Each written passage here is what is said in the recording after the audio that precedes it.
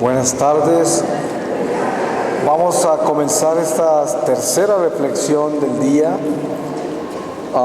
meditando sobre el miedo a la voluntad de Dios. Y voy a pedirle al Señor su santa palabra para que podamos hacer esta reflexión en su palabra. Y dice, estoy leyéndoles a ustedes de la carta de San Judas. Y es desde el versículo 22. Comportamiento con los que vacilan. Tratad con compasión a los que vacilan. A unos procurad salvarlos, arrancándolos del fuego.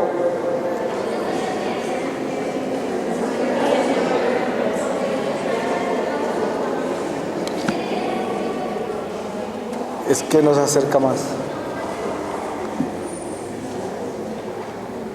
Comportamiento, ¿se oye mejor así?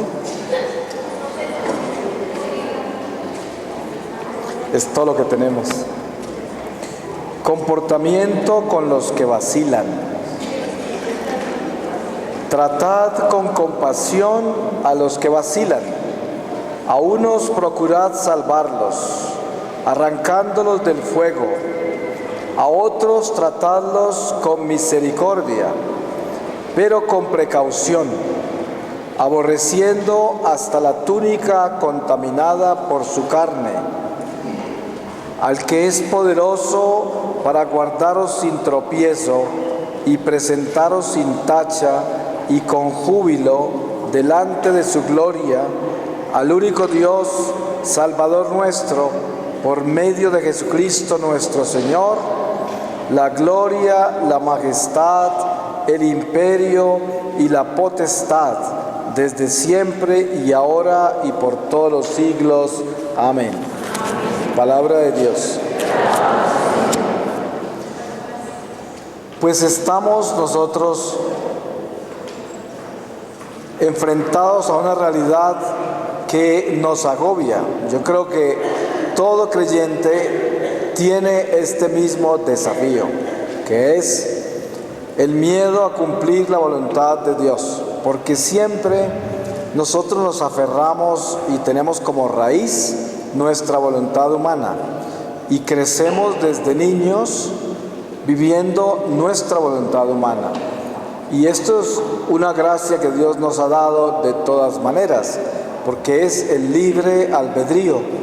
Nosotros tenemos libertad, Dios nos ha hecho libres, lo cual es una gracia, pero lograr compenetrarnos dentro de esa libertad humana en la propuesta divina de dejar que Él sea el guía de nuestra vida es el secreto. La ciencia de la cruz es el llamado a vivir la realidad espiritual de la redención en Jesucristo. Jesucristo se hace puente entre la voluntad humana y la voluntad divina y nos invita a cruzar ese puente que es Él mismo, su propio cuerpo, su propia sangre, a cruzar sobre ese cuerpo, pisando esa sangre, a la voluntad de Dios, a morir a nuestra voluntad humana, así libre y voluntariamente como Dios nos ha permitido vivir esa realidad, con esa misma libertad que tenemos nosotros, entregarnos a Dios y someternos a la de Él. Esta es una entrega que cuesta mucho y el trabajo del cristiano es caminar hacia la muerte a sí mismo. Si ustedes investigan todos los tratados que puedan haber sobre la ciencia de la cruz, sobre todos los testimonios de los padres de la iglesia, todos los doctores de la iglesia, los santos en general, encontrarán la lucha tan enorme de cada historia para que ellos aprendieran a dejar que Dios actuara. Y esto lo hacemos hasta el final de nuestra vida, en medio de una batalla inmensa entre nuestros deseos, nuestras ideas y la voluntad de Dios. Generalmente el miedo que tenemos a abrazar la voluntad de Dios es porque es una voluntad incomprensible para nosotros. Inclusive hay reflexiones muy profundas, místicas de la Iglesia, donde se dice que Dios es un Dios desestabilizador. Y pone como ejemplo a Abraham. Abraham lo saca Dios de su tierra, ya anciano, y lo envía a una tierra desconocida, lo desestabiliza completamente, hasta el punto que está tan desestabilizado en un momento dado, que lo vemos en medio de una hambruna en la tierra de Canaán, viajar a Egipto y presentar a su mujer como su hermana para poder sobrevivir. Y esto es estar muy desestabilizado, pero este es el padre de nuestra fe. De ese caminar desestabilizado se formó el padre de nuestra fe. Así que Dios lo desestabilizó para estabilizarnos a todos nosotros. O sea que su desestabilización es nuestra estabilización. Por eso San Pablo, cuando habla del mismo, dice: nos tratan como a basura, nos pisotean, nos llevan hasta la muerte, nos calumnian, nos persiguen como si fuéramos ladrones, criminales, pero todo esto lo vivimos para que ustedes se salven. Así habla el apóstol. ¿Y qué sucede con esta realidad? Es que cuando yo entiendo de que la voluntad divina ya no es la voluntad humana, o sea que yo no voy a vivir las decisiones que tomo con esas fijaciones y metas que le he dado a mi vida de acuerdo a mi razón, de acuerdo a mi humanidad, entonces queda uno como suspendido en un éter, porque ya no está decidiendo cosas por sí mismo y simplemente está viviendo la ley de Dios, obedeciendo a Jesucristo y haciendo lo que tiene que hacer para ser uno con Él. Ustedes saben a cuántas cosas tenemos que morir nosotros para poderle obedecer a Dios. Tenemos que morir a millones de cosas. Nosotros mismos observamos en un niño pequeño que no tiene uso de razón todavía, por lo tanto es inocente.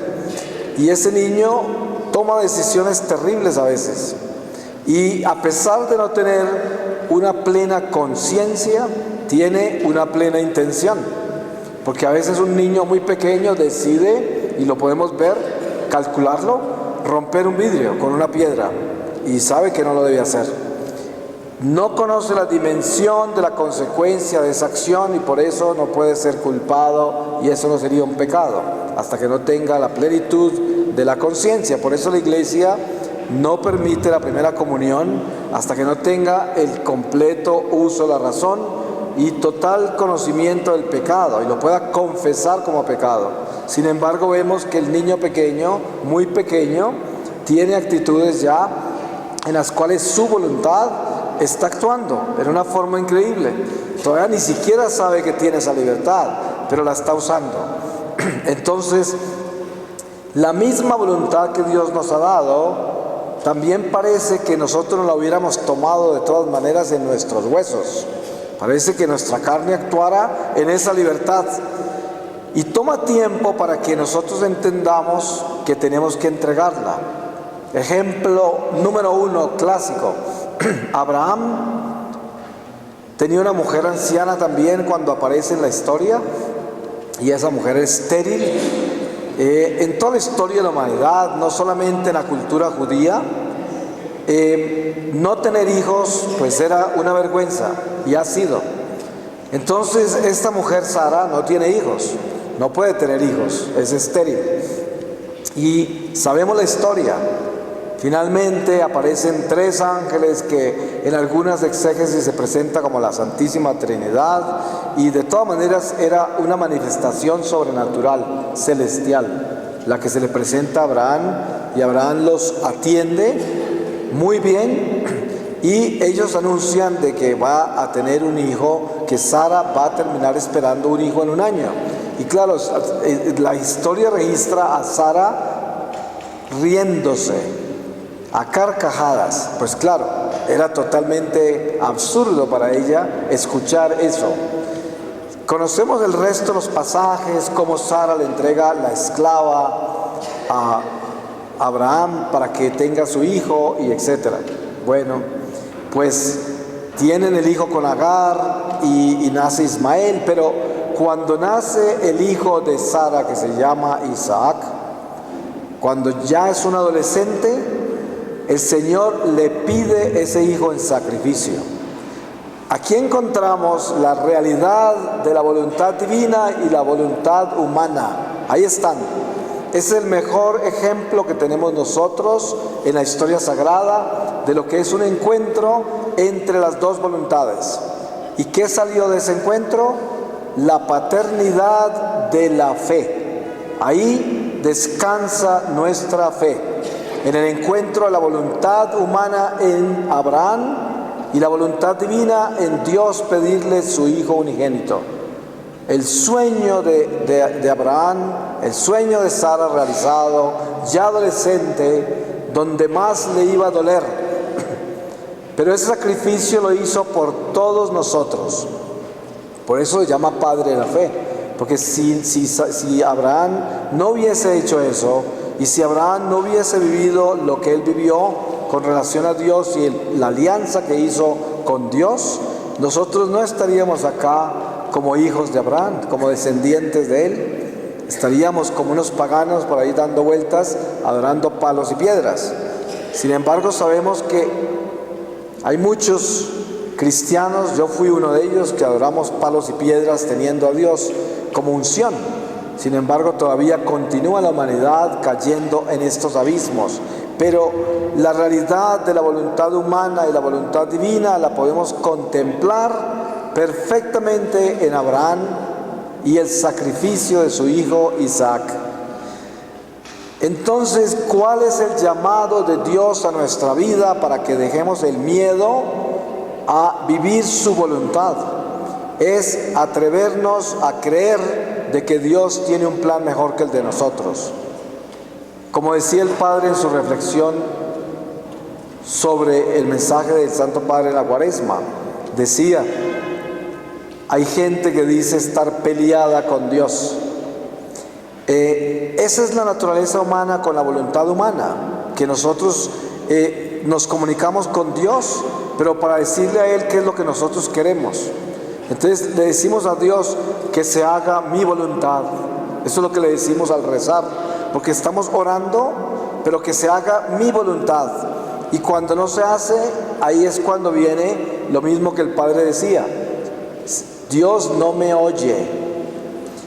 Claro, porque yo estoy buscando es mi voluntad. Entonces mi oración la estoy haciendo para que se cumpla como yo la pido. No la estoy pidiendo en la voluntad de Dios. ¿Cuál sería el encuentro de la oración entre la voluntad humana y la voluntad divina? El encuentro perfecto, que sería entregar nuestro Isaac. Sería llegar donde el Señor con mi Isaac, que son todos mis sueños, todas mis situaciones humanas. Ese sería mi Isaac, porque es lo que más quiero yo.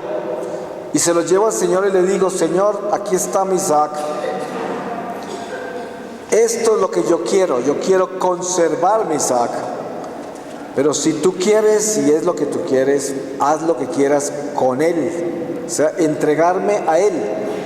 Pero dame la fuerza para yo poder vivir tu voluntad, que no sea la mía. Eso es lo mismo que hizo Jesús, el hombre Dios, en el huerto de Getsemaní.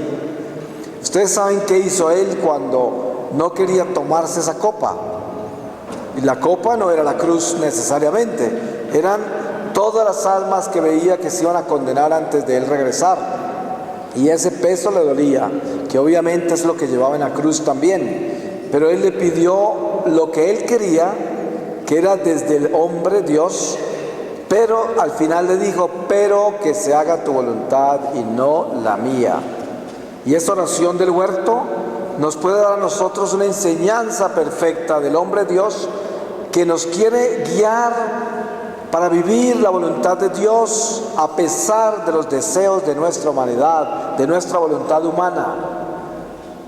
No necesariamente nuestra voluntad humana está queriendo cosas malas, no, porque nuestra voluntad humana, si está orientada en el bien, va a pedir cosas buenas.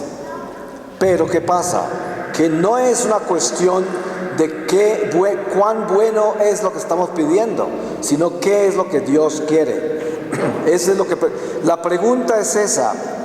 La voluntad de Dios es lo que Él quiere en nuestra vida.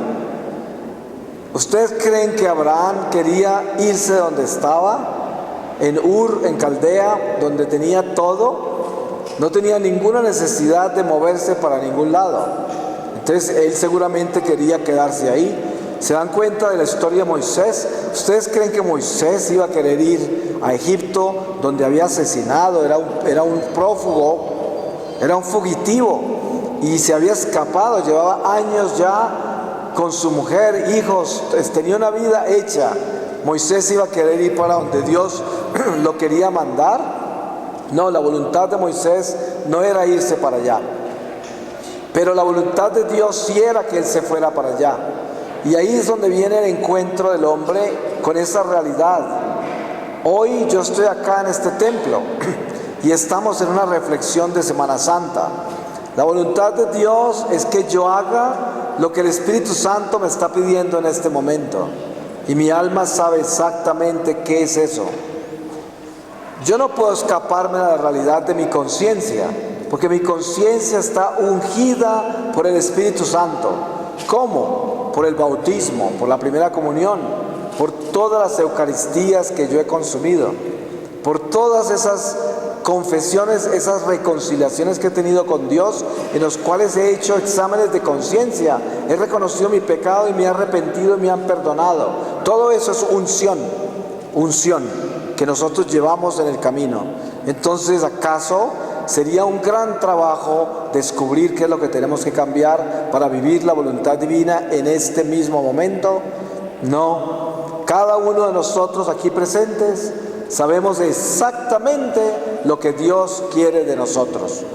A veces encuentro gente por ahí mirando para arriba y diciendo: Señor, ¿me podría usted dar una idea?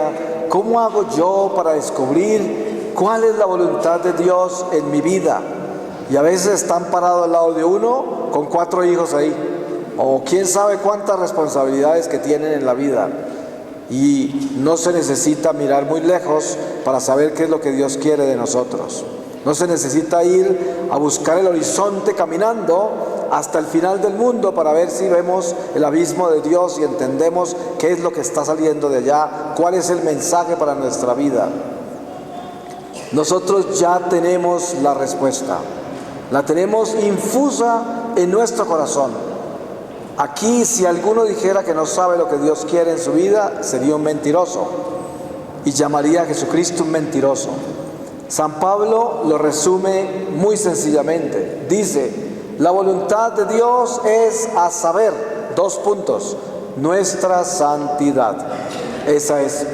Entonces, yo quiero ser santo, esa es la voluntad de Dios, nada más, absolutamente nada más. El Padre hablaba de la caridad. ¿Y cómo es que el Santo Padre nos está presentando la propuesta de la Cuaresma, que es una Cuaresma espiritual, no una Cuaresma religiosa simplemente, en la cual entramos en el misterio de Dios, pero para que le dé luz a nuestro corazón, no para descubrir lo que tenemos que cambiar, porque ya sabemos, sino para tener la fortaleza de hacerlo. ¿Quién podrá levantar la mano acá y decir que no sabe lo que tiene que cambiar? Tal vez tendría que tener unos problemas mentales muy serios para poder aceptarle eso, pero una persona que esté comúnmente dentro de una salud común sabría perfectamente qué es lo que tiene que cambiar en este momento de su vida para ser hijo de Dios, para ser obediente a Dios, para hacer la voluntad de Dios. No podemos tratar de engañar a Dios. Nadie puede engañar a Dios. Si yo no obedezco los mandamientos de Dios, no soy amigo de Dios. No puedo vivir en paz con Dios y por lo tanto no puedo vivir en la voluntad de Dios. Vivir en la voluntad de Dios no es perder la libertad que tenemos nosotros de ser los seres humanos que somos. Al contrario, viviremos nuestra libertad humana con mucho más gracia, con mucho más encanto, con mucha más inspiración y sabiduría cuando la abandonamos en el Espíritu de Dios y vivimos en Dios, la voluntad de Dios, que es nuestra santidad. Y nuestra santidad, ¿cómo se construye? Alguien podría decir, ¿y cómo se hace eso? Pues es muy sencillo. Nosotros sabemos que la realización plena de la santidad no se encuentra hasta el final, pero entramos en el camino de la santidad.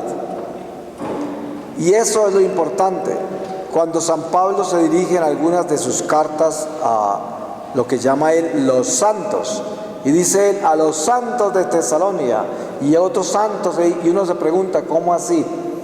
Pues lo que pasa es que él se está dirigiendo a personas que buscan a Dios sinceramente, que están conscientes de que son pecadores, de sus limitaciones humanas, pero caminan buscando a Dios sinceramente. Cada vez que se caen, se prenden de la misericordia de Dios en el sacramento de la reconciliación y continúan caminando, no se quedan caídos. Estos son seres que caminan por el sendero de la santidad, cuya meta es la plenitud de la santidad, que es entrar al santuario, que es el santo de los santos.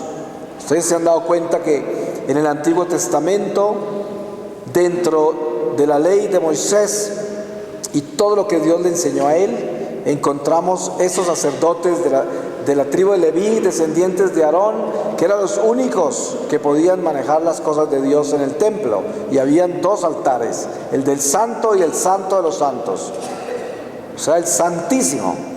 Y al santo de los santos, a ese altar no podía entrar sino el sacerdote supremo una vez al año a echar incienso. Y ustedes saben que ahí fue donde Zacarías entra en comunicación con el ángel que le anuncia lo de su hijo Juan el Bautista. Y cuántas cosas no han sucedido o sucedieron durante la historia sagrada en ese segundo altar. He aquí el segundo altar, este sagrario. Este es el santo de los santos, el santísimo. Nosotros ya estamos en el mismo lugar que estaba Zacarías. ¿Se pueden imaginar? A nosotros nos ha dado la unción sacerdotal. En el Antiguo Testamento, en los judíos, solamente uno era el sacerdote supremo que podía entrar allá, el gran sacerdote, y ni siquiera estaba este Dios vivo ahí, sino que estaba representado en la muestra del maná, en la vara de Aarón que había florecido y las tablas de los 10 mandamientos. Esa era la gran arca de la alianza sobre la cual Salomón construyó el templo más hermoso y poderoso que nadie más puede construir hasta que Jesús regrese. Nadie lo podrá hacer igual. Y ni siquiera era la realización plena del santuario, del Santísimo, pero ya era el Santo de los Santos, porque ahí estaba anunciado todo. Eran primicias de lo que nosotros ya tenemos. Hoy alguno de nosotros podría tener una excusa para no saber cuál es la voluntad de Dios cuando está el Santísimo en nuestra presencia y nosotros somos sacerdotes que estamos en presencia de Él para echarle el incienso de nuestra vida, que es nuestra voluntad, que se eleva a Dios como un incienso para decirle: te amo, Señor, te adoro, hagas en mí según tu palabra, según tu voluntad. Esto duele.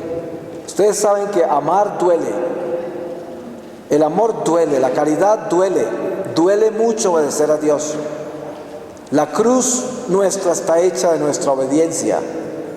La verdadera cruz es nuestra obediencia, obedecerle al dolor, al sufrimiento, a las tribulaciones de la vida, a la adversidad, a lo absurdo de la vida, a las cosas que nos desestabilizan, que vienen normalmente de Dios, porque yo no estoy hablando de una persona que vive en pecado mortal.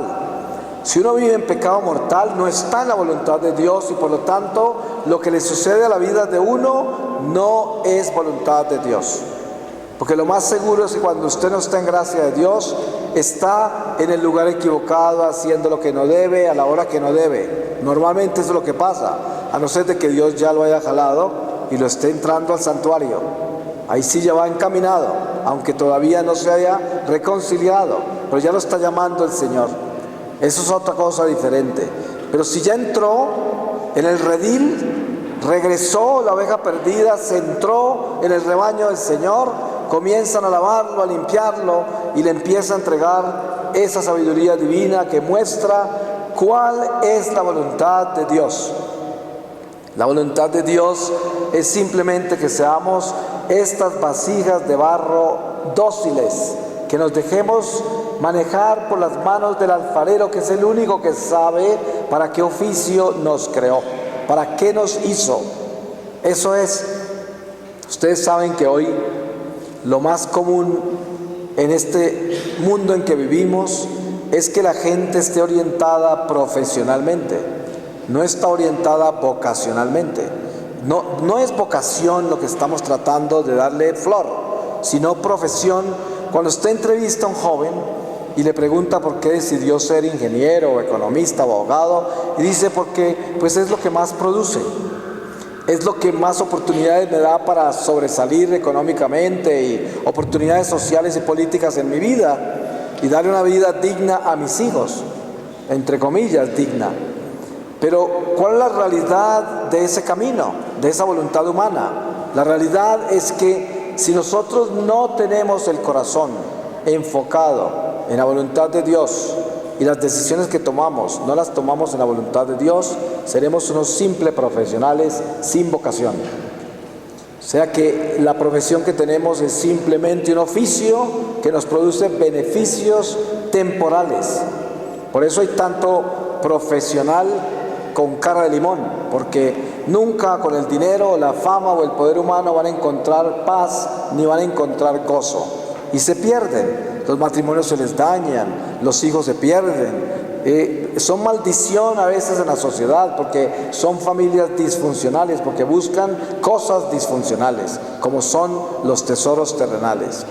Pero si nosotros realmente nos enfocamos en la voluntad de Dios y le entregamos a Dios nuestra vida, entonces nuestra vida se convierte en una verdadera vocación, la vocación para la cual Dios nos creó, la misión para la cual Dios nos creó. Y uno se pregunta, ¿cuál es esa vocación y cuál es esa misión?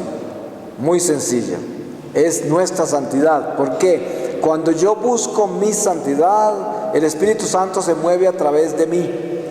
Y todo lo que yo hago, digo, pienso, siento, y sobre lo que actúo, tiene luz en el Espíritu de Dios, por lo tanto tiene sabiduría en el Espíritu de Dios. No es simplemente inteligencia humana que ilumina la razón, sino que es sabiduría divina que mueve nuestra razón y la lleva a actuar en lo divino. Y es el encuentro con convertirnos en otro Cristo, otro Cristo. Ustedes saben que hoy hay una cantidad de herejes dentro de nuestra iglesia que predican cosas espantosas. Por aquí dentro de poco viene un monje hereje alemán que yo no sé cómo es que hay algunas personas apoyándolo cuando predica el homosexualismo dentro del clero, los sacerdotes con mujer e hijos, predica horrores de herejías y lo tienen invitado a iglesias en Bogotá y todo. Yo no puedo entender eso, no puedo entenderlo. Pero la realidad es que nosotros tenemos una responsabilidad con Dios, que es encontrar que la voluntad divina está en la obediencia, no a una realidad creada por nuestra imaginación, sino a una verdad revelada por Dios. Porque nosotros no somos hijos del paganismo, donde podemos por la imaginación y todos estos instintos mágicos del hombre natural que no tiene la unción del Espíritu Santo, actuar de acuerdo a esos instintos. No, nosotros no somos una carta del tarot, nosotros no somos un accidente astrológico, nosotros no somos simplemente un espíritu de adivinación, nosotros somos la verdad viva del Dios encarnado, porque Dios nos ha llamado a vivir lo que Él nos ha revelado en Jesucristo. Esa es nuestra realidad espiritual. Por eso, si yo me pierdo y empiezo a vivir en pecado mortal y no le obedezco a Dios, ya me volví igual que un pagano, porque vivo del azar, de la suerte, de mis decisiones humanas. Ustedes se pueden imaginar el peligro tan enorme que es vivir en el azar. Es un milagro de Dios que el azar no me haya pisoteado, porque la ley animal pasa por encima de nosotros y nos pisotea sin compasión. Ustedes saben que el mundo puede pasar y nos arrolla, pasa por encima. Seguramente muchos de ustedes, si no es todos, tienen experiencia de haber sido pisoteados por la ley animal. ¿Cuántas veces nos ha pisoteado la ley animal? ¿Y cuántas veces nos hemos convertido nosotros en animales que aplican la ley? Porque es simplemente vivir sin Dios, que es vivir sin compasión, que es vivir sin caridad, sin tolerancia, sin paciencia, en el egoísmo, en este amor propio donde tomo decisiones que tan solo me benefician a mí. Esa es la ley animal, pasa por encima de todos, porque para la ley animal nosotros somos simples escalones, si es que somos eso. A lo mejor somos estiércol, pero cuando entendemos que es humano temer a obedecer a Dios, entonces sabemos que debemos atenernos a Él para poder lograrlo, porque solos no podemos. ¿Acaso puedo yo decir, me voy a entregar a la voluntad de Dios, voy a hacer lo que Dios me pide y ya lo logré, cuando yo solo no puedo tomar esa decisión? Yo tengo que ir donde el Señor y decirle, Señor, sin ti nunca podría hacer tu voluntad. Ven, Señor, a mí, lléname de ti para que yo pueda vivir lo que tú quieres de mí, tan solo si vives en mí, porque yo sin ti nada soy, estoy vacío.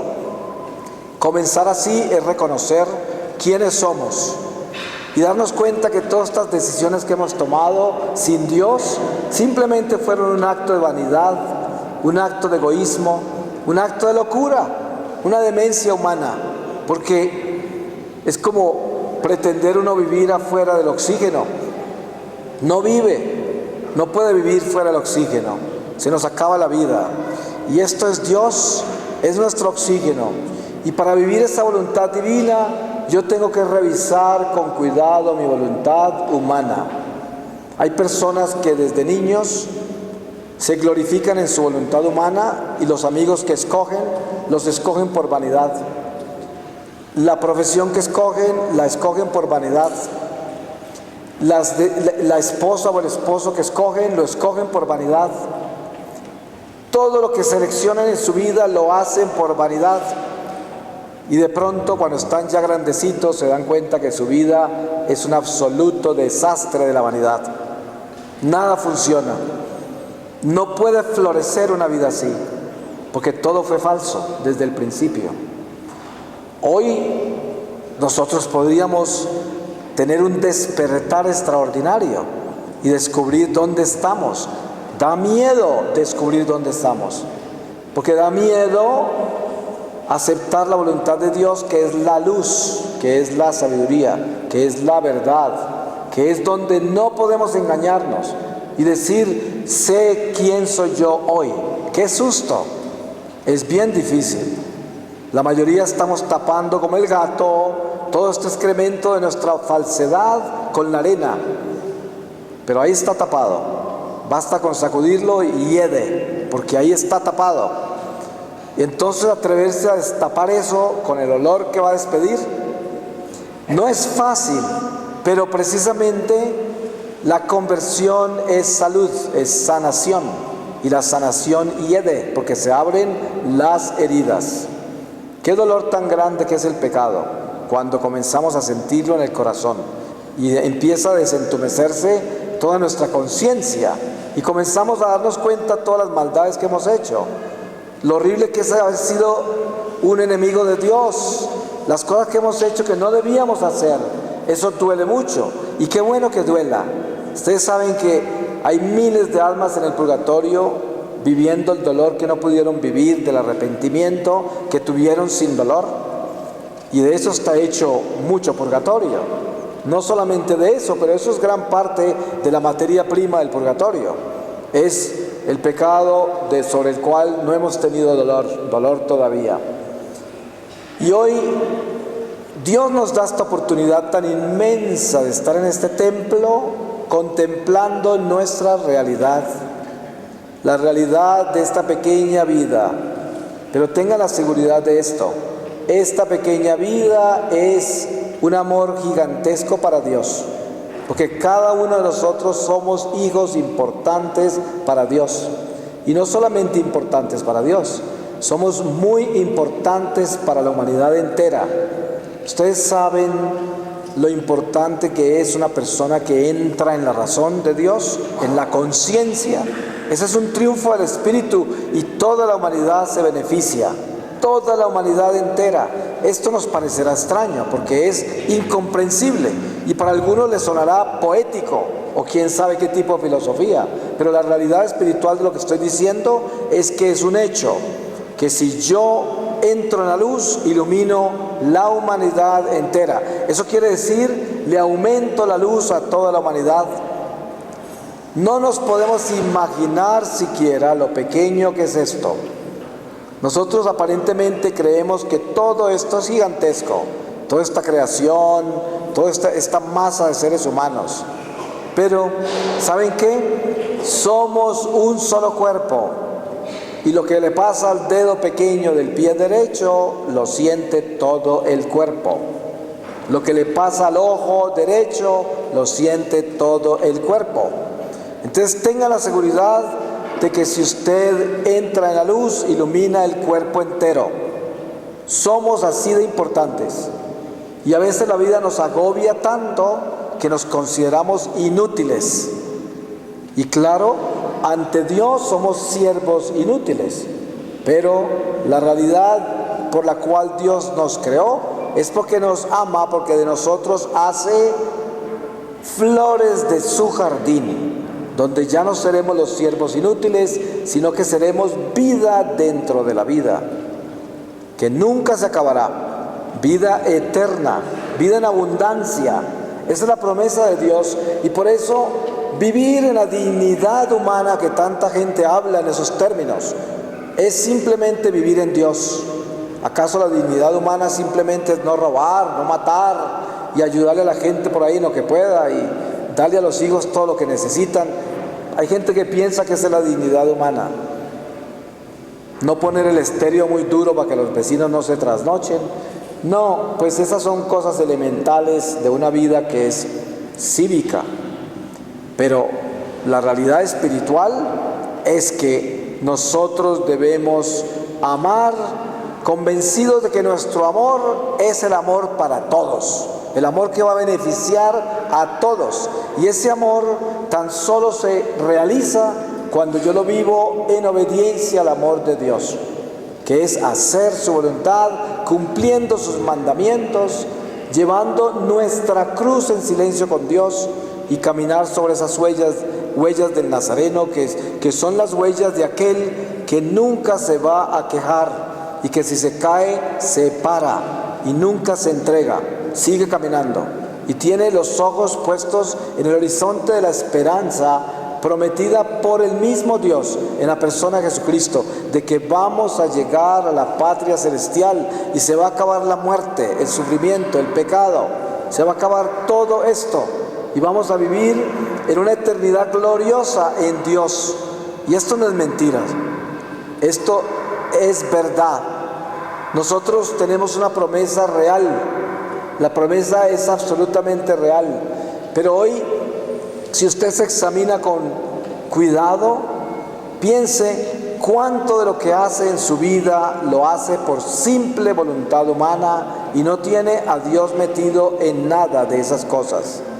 Yo conozco personas que dicen, ay, yo le puedo entregar a Dios pues hasta mis trabajos, mi economía, le puedo entregar hasta mi salud, pero no puedo entregarle la vida de mis hijos, de mi esposo, mi esposa. ¿Qué tal que se los lleve? Entonces tienen un pie puesto en la voluntad humana y el resto del cuerpo está sumergido en una posibilidad de entregárselo a Dios si es que ese pie en la voluntad humana recibe el beneficio de Dios. Porque es que es condicional esa relación con Dios. Mi voluntad humana pide lo que quiere y se lo pide a Dios, que es el que todo lo puede dar, pero no esperando qué es lo que Dios quiere, sino lo que yo quiero. Por eso hoy podríamos decir: ¿qué porcentaje de mi vida tengo colocado en la voluntad de Dios? ¿Y cuál sería la forma de descubrir eso? Usted sería capaz de hacer lo que Abraham hizo y decirle al Señor, si usted tiene hijos, decirle: Señor, ¿sabes qué? Yo no quiero apegarme a mis hijos, si te los quieres llevar, son tuyos, te los entrego. ¿No le dolería mucho decir eso? ¿No le daría mucho miedo? Pues claro, da miedo vivir la voluntad de Dios. Miedo, ¿por qué? Porque no queremos desprendernos de las cosas que tenemos poseídas como si fueran nuestras, cuando esos hijos no son de nosotros. Si usted está poseído a su propia vida y tiene miedo de morirse, sabemos que lo más común es que cuando usted tiene un diagnóstico bien serio, que ya es una amenaza inminente de muerte, lo primero que hace es tirarse de rodillas a implorarle a Dios que no lo deje morir. Y todo el mundo ora por usted para que no se muera. Eso es. ¿Cuántas personas oran y dicen: Señor, parece que Paco se va a morir, pero Señor, no queremos que se muera. Por favor, no lo dejes morir, sánalo. Eso es lo más común. Es muy poco lo que se oye: pero Señor, que se haga tu voluntad. Si no, no queremos que Paco se muera, Señor. Déjanoslo acá. Es muy humano, eso no es un pecado ni es una maldad que estamos haciendo. Es algo muy natural. El corazón humano piensa así, siente así, vive así. Nadie se nos puede morir, yo tampoco me debo morir. Todo nos debe salir bien. Cuando las cosas salen mal, mire, en las sectas evangélicas, pentecostales, bautistas, esos nacidos de no sé qué, toda esta gente que son innumerables, dicen que la enfermedad, el fracaso económico, los problemas de la vida son maldiciones, castigos de Dios, porque son como escrupulosos y vienen prácticamente como hijos del fariseísmo, porque de ahí nace todo ese espíritu de las sectas. Pero la realidad es que es mentiras. Dios vive con nosotros y nosotros tomamos decisiones que a veces nos hacen daño, no porque nadie nos ha hecho una maldición, no porque Dios nos ha castigado, sino porque nosotros a veces hacemos lo que no debemos y nos metemos en unos problemas graves. Es verdad que dentro de nuestra sangre nosotros llevamos consecuencias. Hay personas que nacen con diabetes.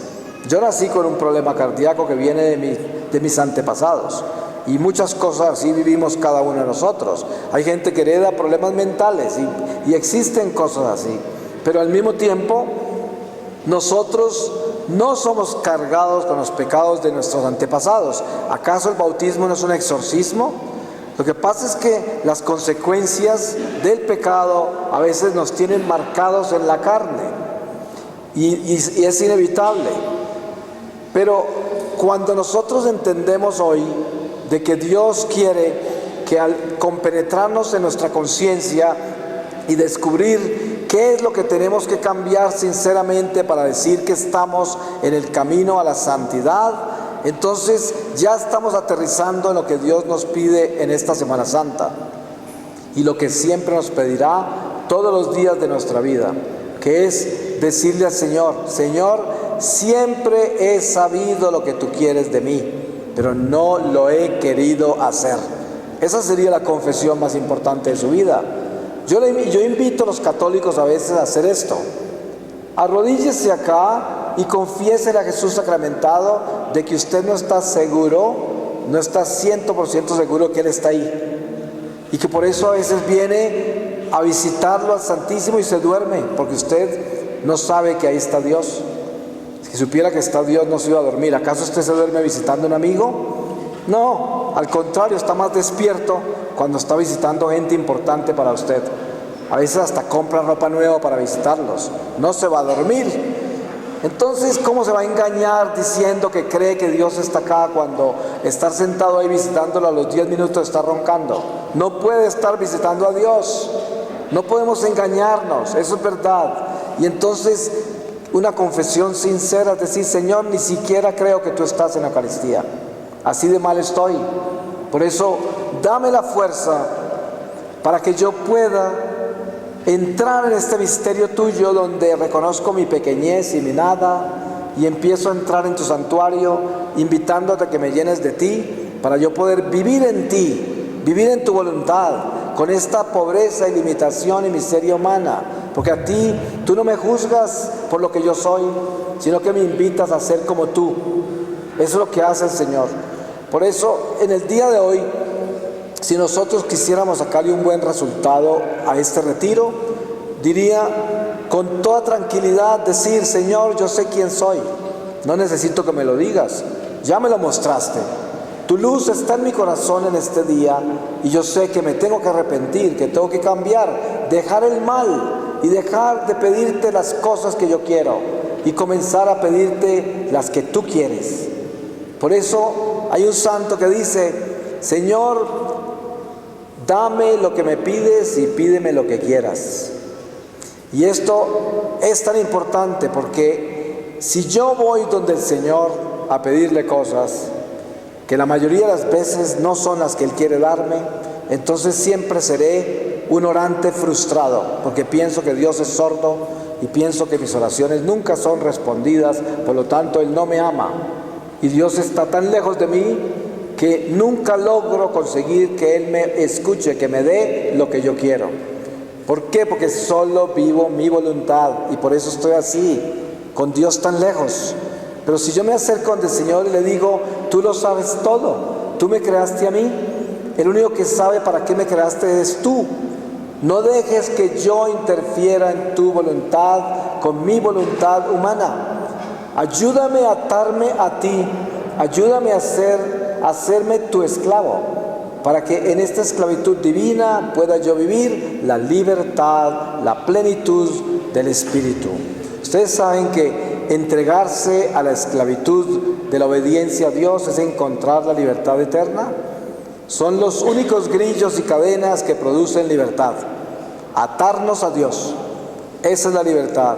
Nada, ninguna otra cadena puede producir libertad, pero encadenarse a Dios nos hace libres. Por eso se llama desestabilizarnos, porque uno encadenarse a la voluntad de otro, encadenarse a la voluntad de Dios que no lo puede ver, ni tocar, ni entender, es lanzarse a un abismo completamente desconocido. En fe, de ahí nace la fe. Personas dirían, hay personas católicos que dicen que tienen fe porque vienen a misa, porque se confiesan, porque de repente se esforzan para estar aquí y allá haciendo cosas que parecen ser de Dios. Pero la fe no está hecha de la religión. La religión son cimientos para construir sobre ella el edificio de la fe. Y esto tenemos que tenerlo claro de que nuestra religión es una invitación a elevarnos en el espíritu.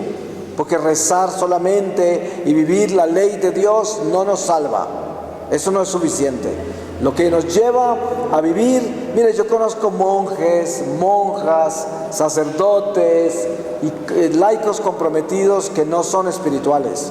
Muchos conozco yo, que son solo religiosos. Y a veces esos monjes los encuentro de rodillas 20 horas diarias, con esos corazones endurecidos, llenos de egoísmo, nunca trascendiendo al espíritu. Y yo digo, mejor sería que nunca se hubieran puesto un hábito de esos, mejor sería que nunca se hubieran hecho sacerdotes, porque hubieran tenido menos problemas ante el tribunal de Dios, se hubieran salvado más fácil en el mundo. Por eso tenemos que entender que la invitación de Dios es a que nosotros entendamos que en la sencillez de su llamado está la sencillez de nuestra entrega, el sí que le vamos a dar a Dios. El Padre Marino hablaba dentro de su reflexión sobre María y hablaba de cómo María en esa sencillez le dice sí al Señor y no habla nada más. Hágase en mí según tu palabra. He aquí la esclava del Señor. Y esta respuesta, mucha gente racional diría, ¿cómo no? Si la crearon sin mancha. Pues esa debía responder eso. ¿Qué tal yo que estoy manchado? ¿De dónde voy a sacar esa gracia para decir eso? Con esa valentía, cuando yo soy un manchado. Ella es una sin mancha. Eso es muy normal pensarlo. Y Jesús, el Calvario, se cayó, le pegaron. Pues claro, era Dios. Él podía vivir eso. Yo no. Póngame en ese Calvario y me matan en el primer golpe que me dan, porque yo no soy Dios. Entonces podemos negar toda esa realidad de la verdad de Dios revelada a nosotros en Jesucristo y en la Virgen María. Pero el Señor, para que nosotros podamos entrarnos en este misterio incomprensible de Dios entre nosotros a través de nuestra iglesia, no nos llama a entender. Precisamente a eso es lo que no nos llama. ¿No acaso Dios, cuando le habló a Abraham para que llevara a su hijo Isaac a sacrificarlo, le dijo: te voy a explicar por qué te pido esto? ¿Me entiendes, Abraham? Nunca le dijo eso. No le dio explicación. No le dio chance para decir ¿y por qué? No, nada de eso. Le dijo: llevas a Isaac y me lo sacrificas. Abraham pudo haber dicho no, y se hubiera podido esconder debajo de una roca y ya. Pero él lo hizo. Entonces, la invitación que Dios nos hace no es a entender nada, sino a obedecerle todo, sin entender. ¿Cuántas personas por soberbia hacen 50,000 cursos de la Biblia y piensan ya saber mucho de la Biblia? Pero se les olvidó lo más importante: no tienen espíritu de la palabra. Así tenemos esa cantidad de sectas que se saben la Biblia de memoria y se predican, cada frase que dicen es Mateo 17:14, y todo el mundo impresionados. ¿Cómo se conoce en la Biblia? Pues hasta el diablo se la mencionó a Jesús en las tentaciones del desierto. ¿Acaso no le mencionó un salmo y le dijo: está escrito? Así habló el diablo: si te lanzas, los ángeles te apararán y no tropezarás contra ninguna piedra. Palabra de Dios, el diablo la pronunció. Entonces, ¿qué nos ganamos con eso? El sentido verdadero de la llamada de Dios a nosotros es vivir el espíritu de la verdad, que es la sencillez del sí a Dios, sí al Señor, sí al Señor. Tan pequeño como eso. Y en esa pequeñez de esa decisión está nuestra santidad. Mi santidad es: o le obedezco o no le obedezco. Eso es lo que es la realidad. No podemos buscarle más lado a esta realidad de nuestra vida. O le obedezco a Dios o no le obedezco. ¿Ustedes saben cuántas excusas tenemos nosotros para no hacer las cosas que Dios nos pide? No, todo el mundo está esperando. No, es que ya más adelante, es que ya después, es que ya. Y le dice: ¿cómo va tu fe? ¿Qué pasa? Ahí voy cambiando, ahí voy, estoy un poco mejor. ¿Qué tal que lo tome la muerte por sorpresa y que se encuentre ahí? ¿Qué le va a decir el Señor? ¿Qué hiciste con tu vida? Ahí voy, Señor. Ya se le acabó. ¿No se da cuenta? No es así. No es ahí voy, sino que es que tengo que cambiar ya. No puedo seguir yendo así. Es increíble el mundo que estamos viviendo hoy. Ustedes saben que la Iglesia Católica, yo creo que solo en el oscurantismo ha vivido un momento más espantoso que el que estamos viviendo hoy. Ustedes saben los niveles de herejía que hay en el clero, en los religiosos. Ustedes saben la cantidad de conventos metidos en la nueva era. Lo más común hoy es encontrar un poco de monjas adorando palos y piedras llenas de cristales, haciendo retiros con no sé qué, la hueca, círculos de fuego, cosas que solo hacían los brujos antes. Ahora lo hacen las monjas, sanando con piedras y palos a la gente, haciéndoles baños y limpias espantosas por allá, toda clase de alternativas, leyendo toda clase, practicando toda clase de enneagramas, numerologías, astrologías, y son felices en esa soberbia. Vaya, dígale a un monje algo sobre esos enneagramas, sobre esas magias que están practicando, o al sacerdote, o al laico comprometido, a la señora de sociedad que es tan amiga del obispo y que anda metida en toda clase de horrores. Esto es lo peor que ha podido vivir la historia de la Iglesia en muchísimos siglos. Y no podemos estar callados al frente de esta barbaridad. ¿Por qué razón? Mire, yo muchas veces recibo correos que la gente dice: usted no se imagina lo que el padrecito tal estaba diciendo en tal parroquia de Bogotá sobre Belén. Por aquí en Chapinero, un padre hace poco, un domingo, decía: Jesús no nació en Belén, Él nació en Nazaret. Ustedes pueden imaginar, un padre hablando así desde el púlpito. Yo decía, pero ¿cómo se le aguantan un sermón de esos? Al final de la misa, alguien tiene que ir a la sacristía y decirle, padre, ¿usted qué es lo que está predicando? Ese no es el evangelio. ¿Cómo así? ¿Usted cree que nosotros nacimos ayer y que somos tontos o qué? Aquí nosotros tenemos que respetar la iglesia.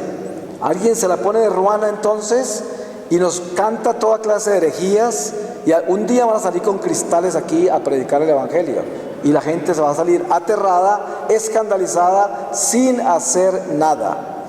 Este es nuestro problema, que estamos viviendo la omisión todo el tiempo, y si alguien no es corregido va a seguir cometiendo el mismo error.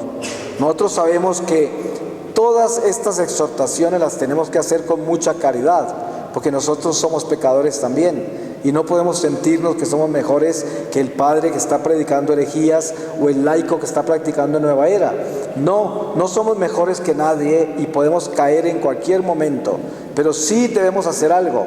Nosotros, como dice San Pablo, debemos exhortarnos los unos a los otros, a buscar la perfección y la santidad, a buscar la obediencia, a vivir lo que Dios nos ha enseñado y no lo que nos hemos inventado. Nosotros no podemos crearnos una nueva doctrina simplemente porque la vamos a acomodar al mundo de hoy, a nuestra conveniencia.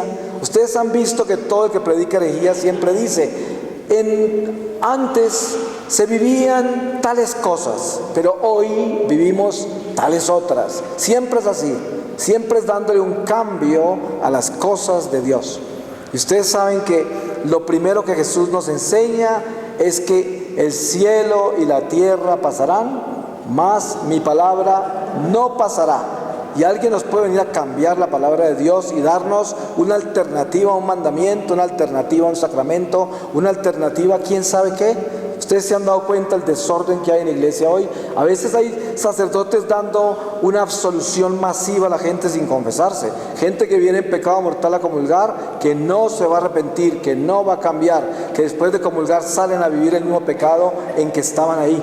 ¿Y qué tal una absolución general? Cuando esto se hace solamente si un barco se está hundiendo, un avión se está cayendo o algo así, donde la gente no va a tener chance de vivir más para pecar más y se pueden arrepentir ahí. Pero ¿qué tal aquí en una iglesia donde al salir de la puerta salen a cometer el mismo pecado?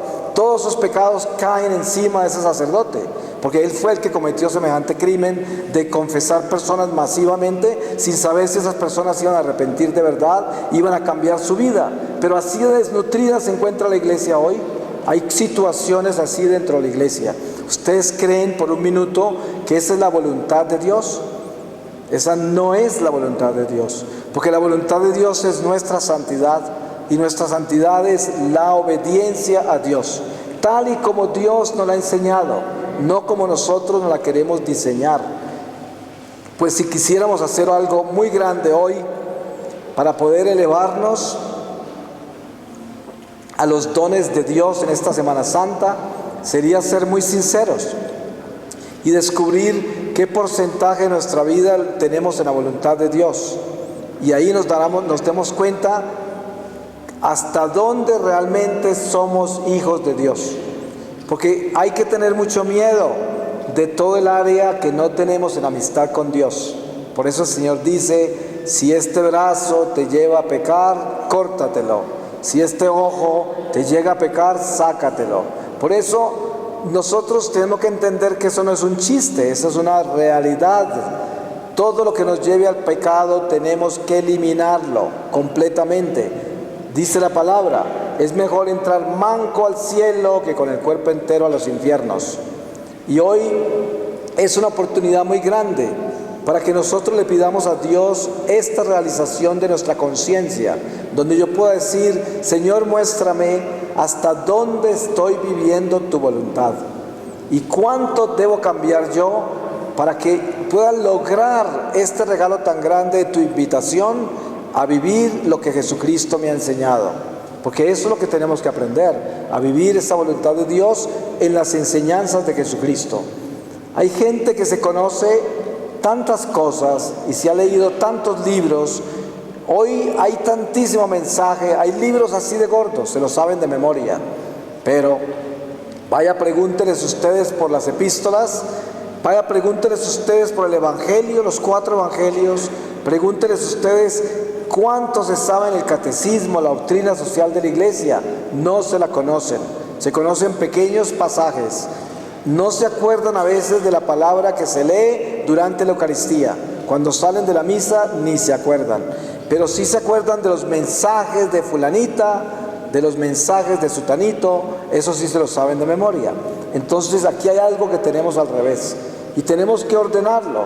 Y la llamada de Dios es a que nosotros le demos el sentido correcto a la cruz, la enderecemos.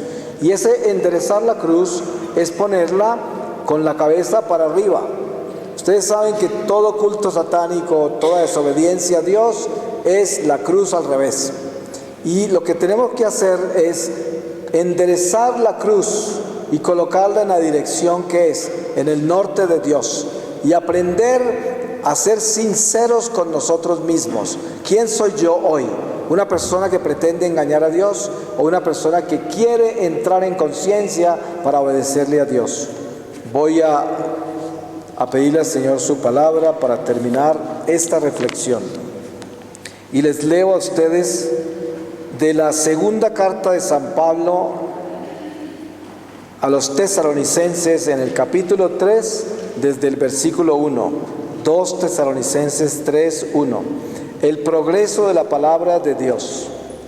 Por lo demás, hermanos, orad por nosotros para que la palabra del Señor avance con rapidez y alcance la gloria, como ya sucede entre vosotros, y para que nos libremos de los hombres perversos y malvados, pues no todos tienen fe, pero el Señor sí que es fiel, y Él os mantendrá firmes y os guardará del maligno. En cuanto a vosotros, tenemos la confianza en el Señor de que cumplís y que seguiréis cumpliendo lo que os ordenamos. Que el Señor dirija vuestros corazones hacia el amor de Dios y la paciencia de Cristo. Hermanos, os ordenamos en nombre de nuestro Señor Jesucristo que os alejéis de todo hermano que ande ocioso y no conforme a la tradición que recibieron de nosotros. Pues vosotros sabéis bien cómo debéis imitarnos, porque entre vosotros no estuvimos ociosos y no comimos gratis el pan de nadie, sino que trabajamos día y noche con esfuerzo y fatiga para no ser gravosos a ninguno. Palabra de Dios. Pues le damos gracias al Señor y lo bendecimos y tomamos...